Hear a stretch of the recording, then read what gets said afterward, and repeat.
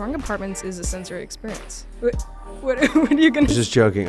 And we started negotiating with her without her even wanting to negotiate. And then she bought it. Oh, this one, you're going to want to save this $10,000. Being analytical about in your decision of purchasing a home is more than fair.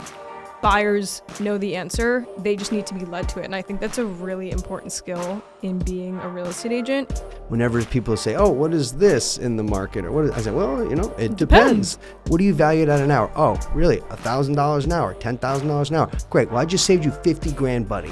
Before I met them, they had made an offer on an apartment somewhere without me. It was before we met. Thank God. Thank God. One day you say one thing, the other day you take it back. But well, it either depends way, on what the market is doing that day. It depends. We live in New York. This is Broadway. Okay, put on a show. Your clients are looking for it.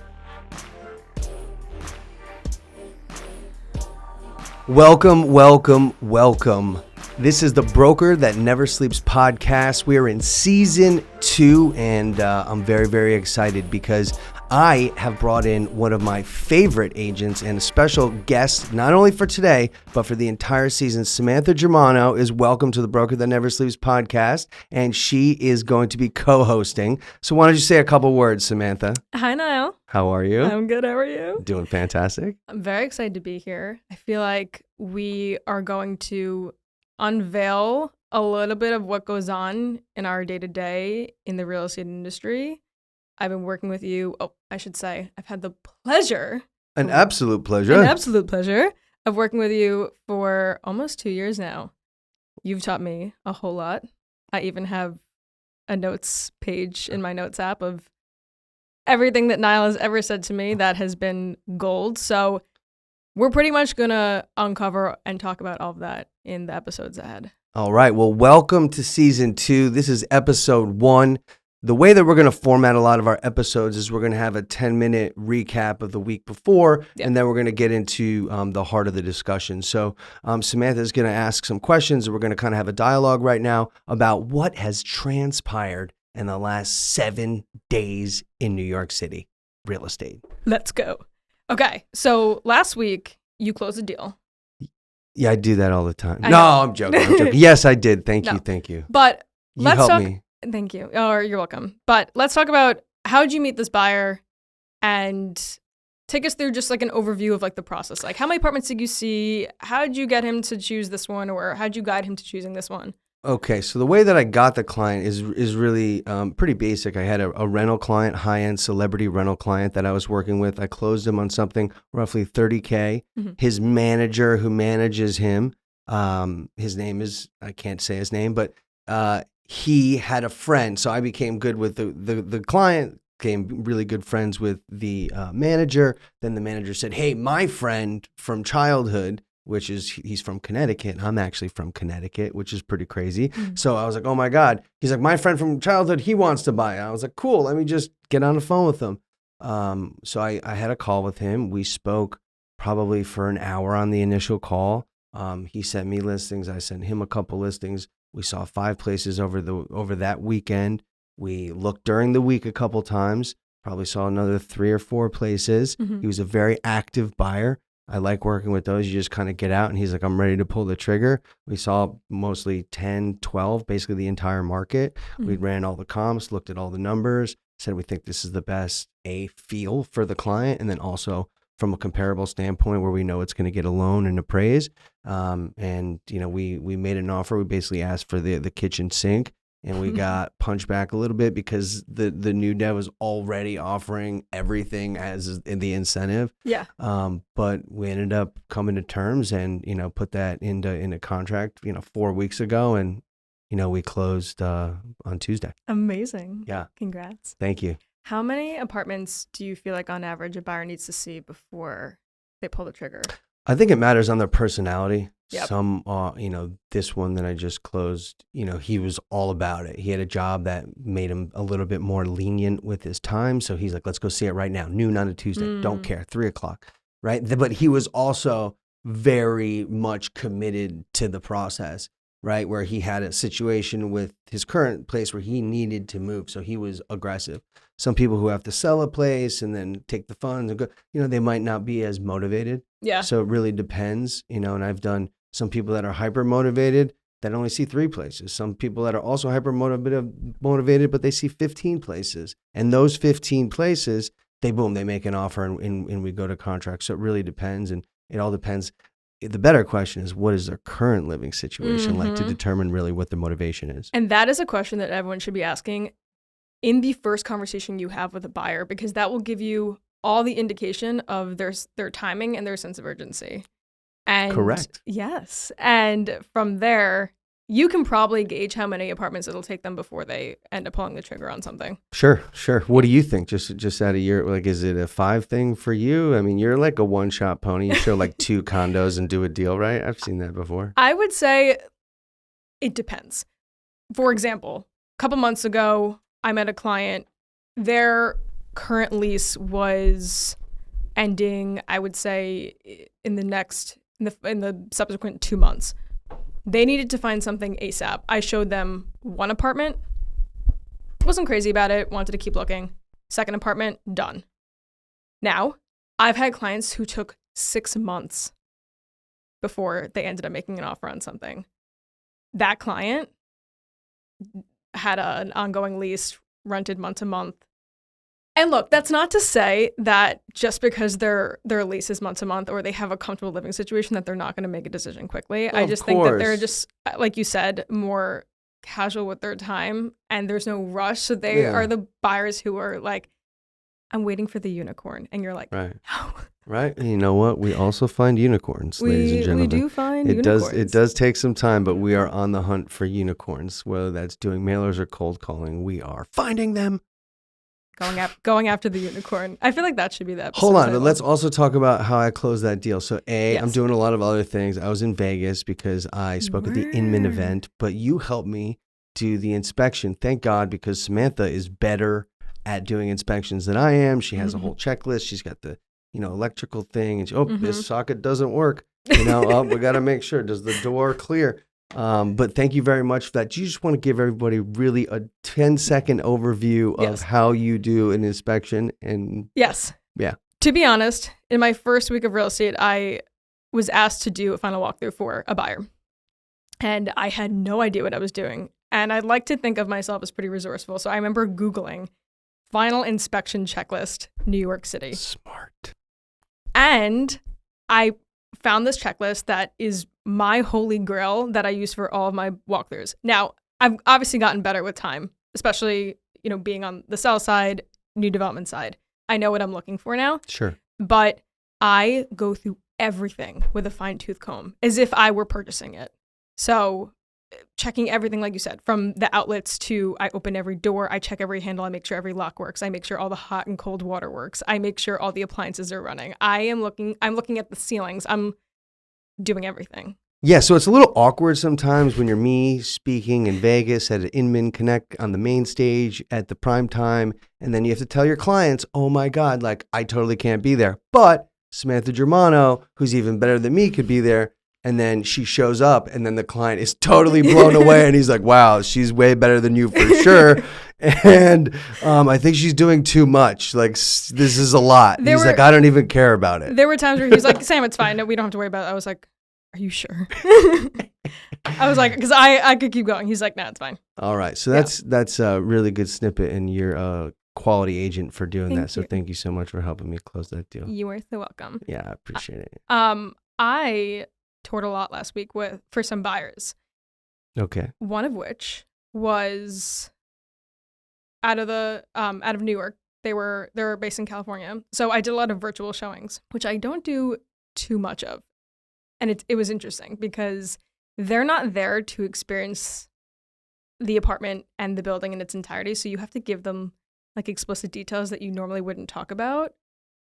For example, I was telling them how the apartment smelled, or how the hallways looked, things that they would pick up on. Smell is what? Olfactory? No. Smell isn't moldy or mildewy. Well, I was just talking about olfactory is the sensory. What's that? Olfactory. Oh, yeah. Olfactory is smell. Obviously. I learned that when I was a child. But Just it's retrieved it. I don't know. Weird. Sorry. it's fine. Run with it. No, it's things that like you have to kind of make them aware of because they're not there to experience it themselves. You know what I mean? Yeah, I think that's important. It's also probably very important to be honest in those moments because there's no point in like selling them the place or renting them a place if like it's actually moldy. Right. Like you want to be like, hey, this is what I'm really seeing here. It's just more of an advocate than anything else, in my opinion. I think that's a really good. I don't even know if I mean, if it's ever musty or no good, I'll probably bring it up. But like, I'm not bringing it up if I don't smell anything out of the ordinary. But it's interesting to note all senses while standing in a unit and touring things virtually. Touring apartments is a sensory experience. You want to feel comfortable. You want to feel like, what are you going to I was just joking. It is an experience because we live in New York City. So what I always like to say is that we live in New York. This is Broadway. Okay. Put on a show. Your clients are looking for it. Right? Yeah, exactly. But yeah, I toured a bunch of apartments with some new buyers last week, which was interesting. It's like the beginning phase of what could be a wonderful relationship. What could be, what already is. What will be. Remember, one of my key points that I always say in real estate is any day that you see a new piece of real estate constitutes a good day. So you saw at least 7 pieces of new real estate last week? Probably 10. Good week. She had a good week. Look, it's not about the closings. Everybody's trying to focus on the closings. Yeah, that's the end result. You know, if you focus on the journey and you just kind of step by step, just work the small victories here and there. You know, they add up. Also, even if you tour a bunch of apartments that your buyer doesn't end up buying, at least when you take another buyer in the future to see that building, you've already been there and you can speak to it. Right. That's where the value comes in, where you have context. Yeah, anybody could look at listings online, but I know that when you walk into this lobby, it smells like Doritos. Right? Yeah. But that's the real value. And then you get there and it smells like Doritos. And I'm like, told you, man. And you're like, wow. Maybe I should listen to this Samantha Germano. Yeah, maybe she does know what she's talking about. Yeah.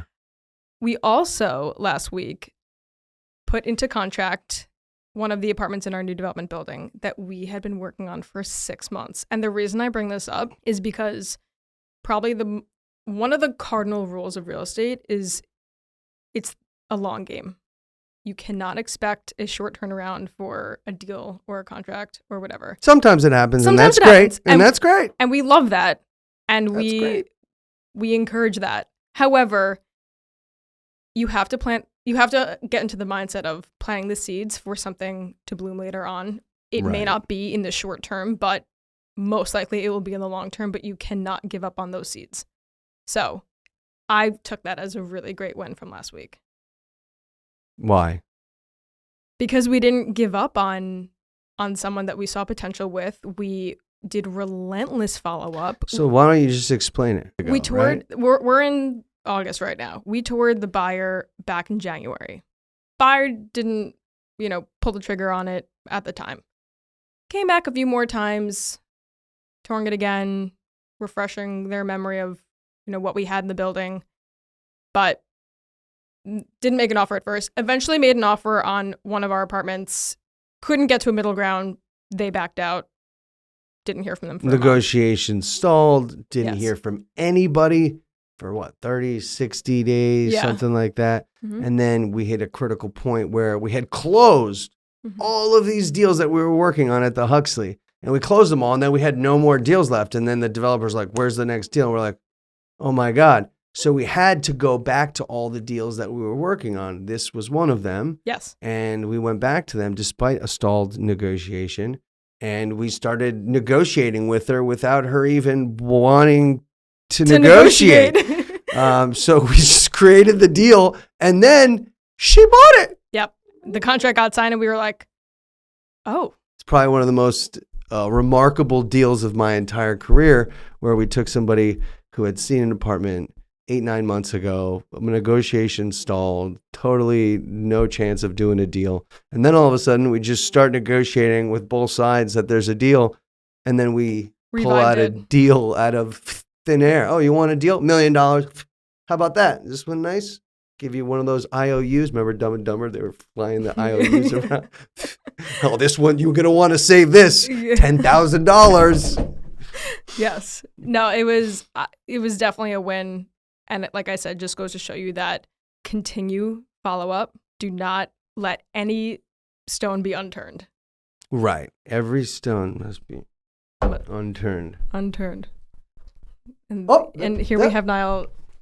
That's my turning our stones. I just literally turn if I ever am making a coaching point and I'm like, hey, we're gonna leave every stone. Don't leave any stone unturned. I literally find everything that's on the table and just lift everything up. Like everything. Yeah. And people are like, what are you doing? Yeah. Like I'm just doing what I said I was gonna do. Yeah. Going back to working with buyers, let's dive into that a bit. I know that some agents in New York, not in New York, give their buyers an exclusive agreement in the beginning of working with them. What are your thoughts on that? I'm sure it's pretty necessary in some markets, and I think disclosure, is best practice in real estate. Mm-hmm. I don't think we necessarily do that in New York City. I personally haven't heard of it. But, I know about agency disclosure. We always sign that right at first contact. But beyond that, I don't think so. I mean, look, as a buy-side broker, you do, incur fees, whether it's gas or, transport or, all these, lunches, meals, et cetera. So in some places, it might be helpful to have that. I think we're dealing with a bit of a different level of clientele here, and I think it speaks for itself when you work at a firm like Serhant. It gives you a lot of authority and credibility. As well. I've always thought of giving a buyer. I make a lot of dating references when it comes to real estate. I've always thought of giving a buyer an exclusive agreement, like giving someone who you just started seeing an agreement that they won't see other people. It's like, let the buyer choose you based on your work ethic, your skills, not giving them an agreement where they feel forced to work with you and that they have to work with you. Like, you will prove yourself to them, but don't force them into that. You know what I mean? Is that what you hear is happening in the market? Are people getting forced into signing exclusive agreements? I don't know. I don't know if everyone does it, but I know that some people do it. Sounds good. It might help some people. There is a term that we hear a lot called analysis paralysis. It happens with buyers, it happens with sellers. What are your best practices into getting clients out of analysis paralysis? And like, to be specific, this even happened one time last year. I had a buyer who sent me the longest email of their thoughts on the market, what was going on in the market. They had sent me previous apartments that they saw that they were still mulling over. It was it was an essay of an email, and I could tell that client was in analysis paralysis. And I remember I wrote them back a long email equal to probably the size of what they sent me. Yeah. And I showed you. I was fortunate enough we were in the office at the same time, and I showed Nile the email. I was like, look, this is what I'm going to send back. And I, at the time, was like, oh, this is such a good email. And you deleted all of it. I was like, yeah, okay. I think you kept the first sentence, and then you're like, pull an article and say, read this. And my total career and what I thought client communication should be changed. Tell me why you did what you did in that moment and how to pull clients out of analysis paralysis. Well, first off, I think everything has the right to exist. So if your clients want to write a long email and do comps and do that, then I welcome it. Sure. Okay. I learned through one deal in particular that I did at Waterline Square. It was a finance guy, and I went crazy, and we were doing analysis paralysis, and I was doing spreadsheets, and I learned a lot about spreadsheets because this guy was like an algorithmic trader and all this stuff. So he was sending me sheets out, sending him sheets. Everything was good. We're going to get the best possible price. And one day he calls me and he's like, I'm going to take the apartment that's a little bit higher. Same line, just a higher one. I said, that's, $400,000 more expensive. You already doubled your budget. You were like 1.5, now you're 3, now you're at 1.37. Yeah. How is this possible? And he's like, you know what? The 27th is my birthday. So I just want to buy that one.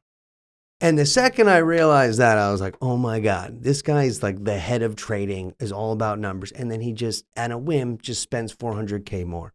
And I'm like, okay. So sometimes it's just the process that people need to go through in order for them to feel comfortable that they've exercised all potential options and everything like that. I could certainly be a part of that and add value and say, look, this one I know you're citing is good, but remember, there's Doritos in this lobby, right? So I would be the one to provide that context and value. And if nobody knew, then maybe I go the next day and visit those properties. Yeah. So I really have a good understanding, and then I can help give context or color around it. So I think, if somebody wants to have analysis paralysis, like that's great. You could do it, but don't, if your goal and your objective is to buy something, at the end of the day, there's never a perfect scenario. When I bought one of my first investment properties, I got an interest rate of 2.65% for my first one.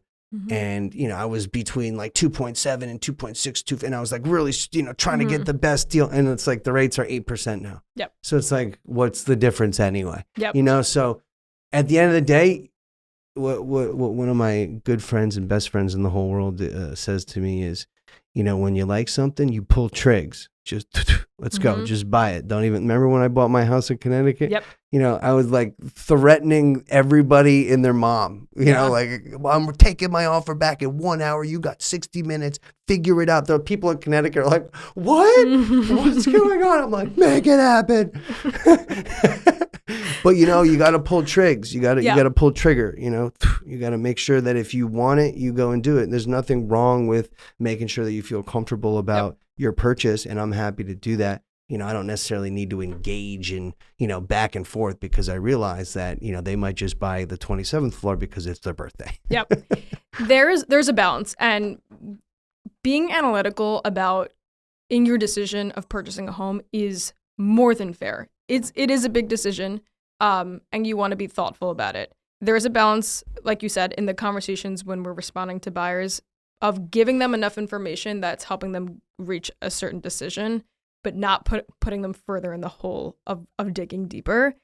One of the best strategies that I like to go to when doing this is not responding to every thought that they have with another thought. I respond with a question. And you're really good at this too. Am I? I don't know. No. I've been doing all of this for a very long time. So like it's all second nature. So I'm like, oh, I forget. I don't even realize. For example, I'll give you an example. Last week, a client said to me, we were talking about an apartment that they saw, and they're like, well, it's not close to a subway station. Is that a good thing or a bad thing? And in my mind, I'm like, I mean, it depends, but that's not even the point. I said to her, how often are you getting on the subway? Because that's all that really matters. And she was like, well, not really at all. I said, great. Doesn't matter then. I didn't even have to answer it for her.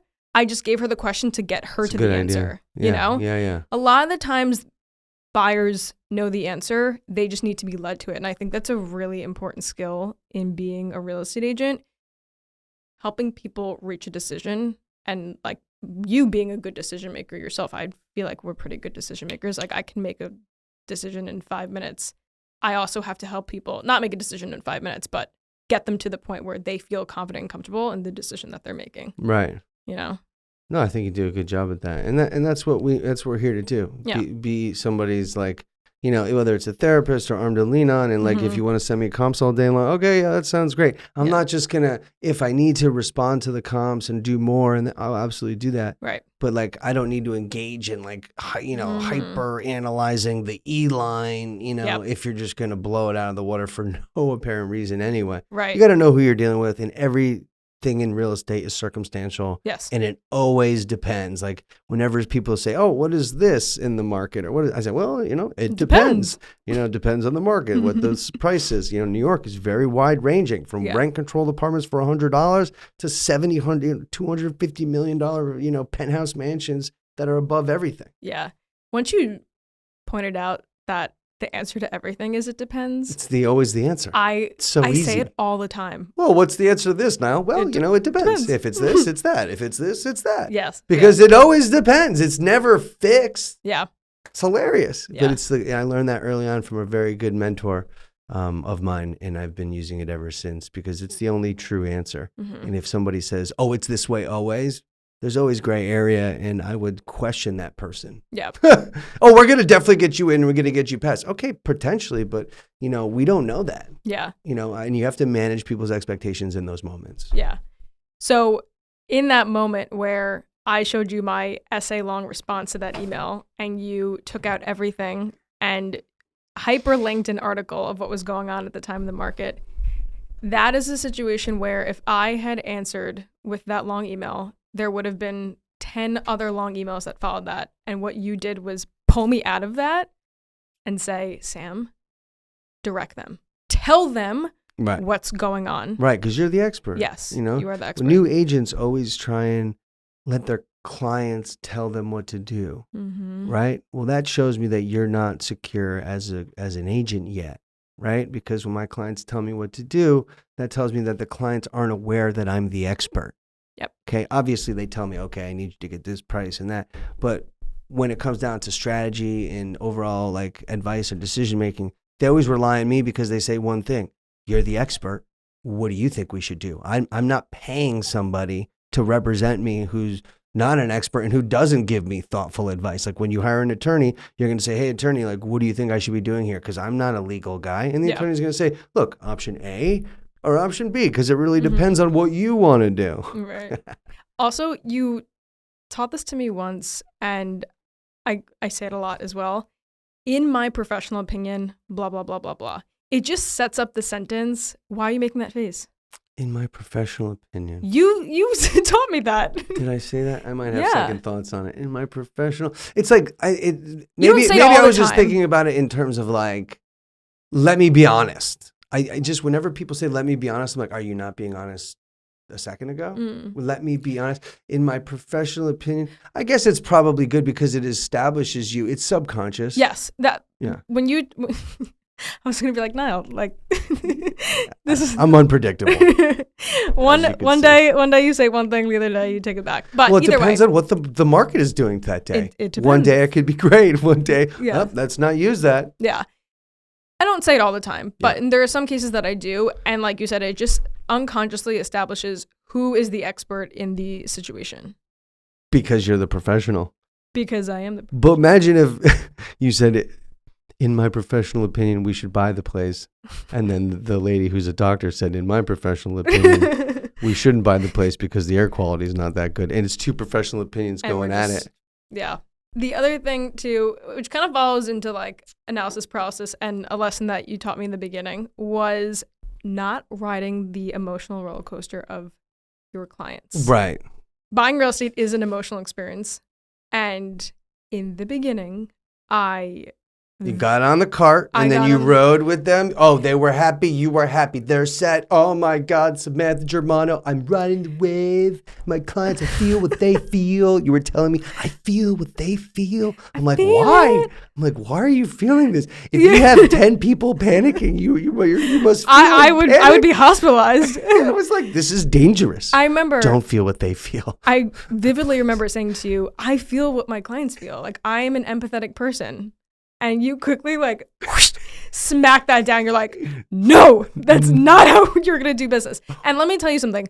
When I actually made that mental and emotional adjustment, my business changed.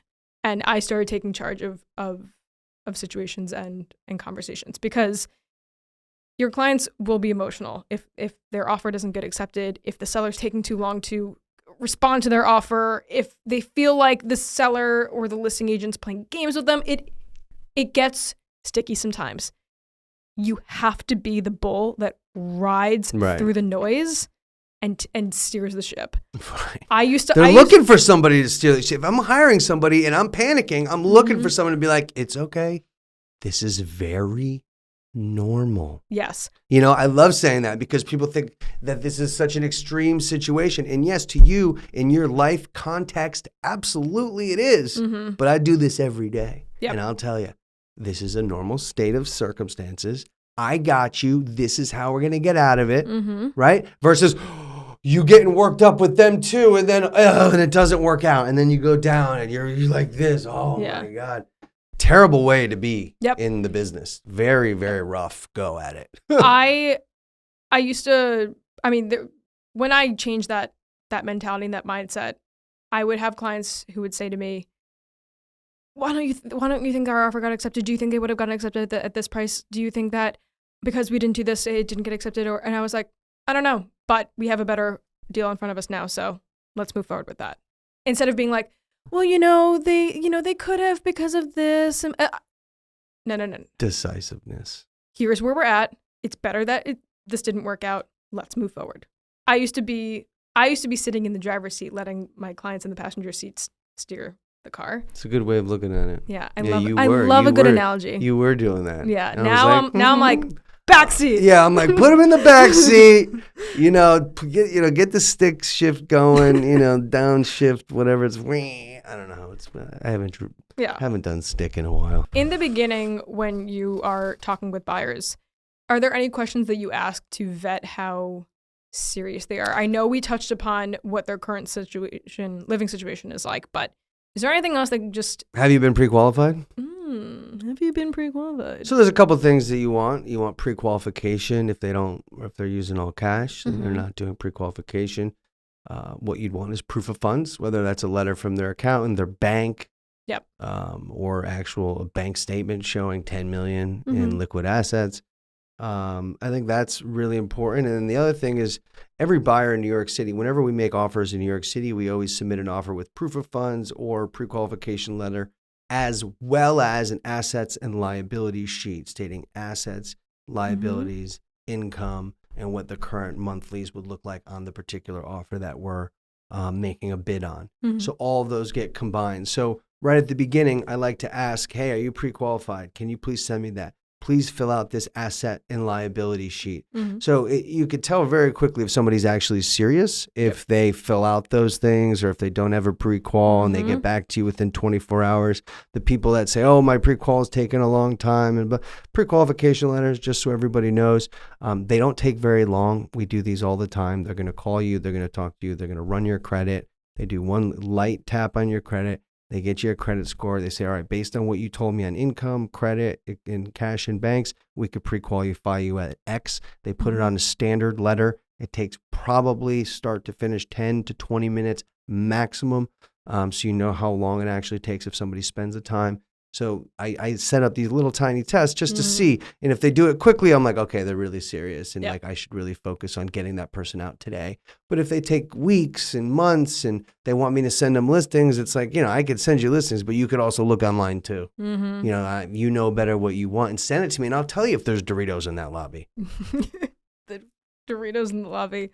Doritos. I completely agree. My test is how quickly they send me the supporting documents that are going to be needed for the transaction.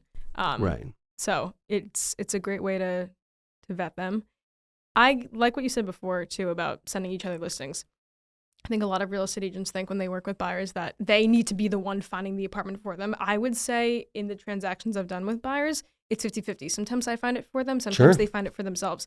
It doesn't indicate whether you are a good agent or a bad agent. It is a dual effort. Yeah, back in the day there was no internet. Right. So what I always like to say is like when there's no internet, the agents had all the information. They kind of controlled it. So you needed to work with somebody. Right. And they would unlock the key to that information. Now the internet exists. So like what I see is what you can see. Yeah. But what so it's the same. Right. So like you could share it with me too. What I can do is with my 15 years of experience and context from looking at thousands of apartments, I can give you immediate feedback. Oh, that one's no good. And I'll tell you why. Because look at the monthlies. Look at the price. It's super high, but look at the monthlies. That's because it's a land lease building. And they're like, oh my God, I didn't even realize that. I'm like, yeah, I just saved you a lot of money. How much you get paid an hour? What do you value it at an hour? Oh, really? $1,000 an hour, $10,000 an hour. Great. Well, I just saved you 50 grand, buddy. Buddy. You're welcome.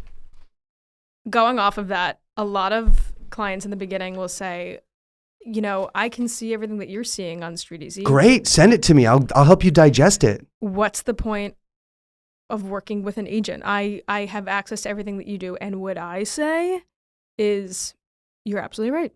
Yeah. There.